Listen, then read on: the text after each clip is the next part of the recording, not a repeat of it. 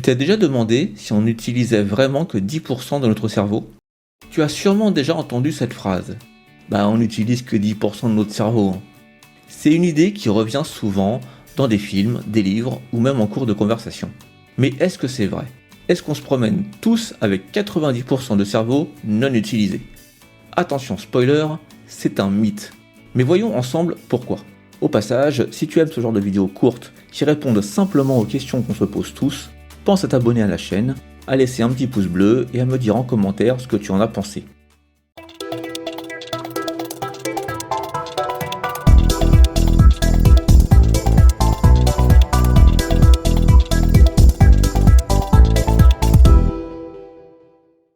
L'idée qu'on n'utiliserait que 10% de notre cerveau est ancienne.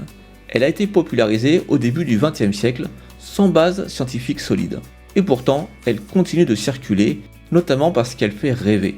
Imagine tout ce qu'on pourrait faire avec le reste. En réalité, les neurosciences ont montré que presque toutes les régions du cerveau ont une fonction précise. Certaines gèrent le mouvement, d'autres la vision, le langage, les émotions, la mémoire, etc. Même quand on dort, le cerveau reste actif. Des imageries cérébrales comme l'IRM fonctionnel prouvent que notre cerveau travaille en permanence dans différentes zones selon ce qu'on fait, pense ou ressent. Alors pourquoi ce mythe persiste-t-il? Probablement parce qu'il alimente l'idée qu'on a un potentiel caché inexploité.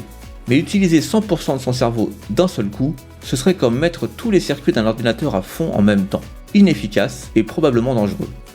Alors non, on n'utilise pas que 10% de notre cerveau. La vérité, c'est qu'on l'utilise en entier, mais pas tout d'un coup. Si cette question vous a intrigué autant que moi, pensez à vous abonner pour ne rater aucune autre réponse surprenante. Un petit pouce bleu, un commentaire et bien sûr la cloche activée. Ça aide énormément la chaîne. Merci pour votre curiosité et à très vite pour une nouvelle question qu'on s'est tous déjà posée.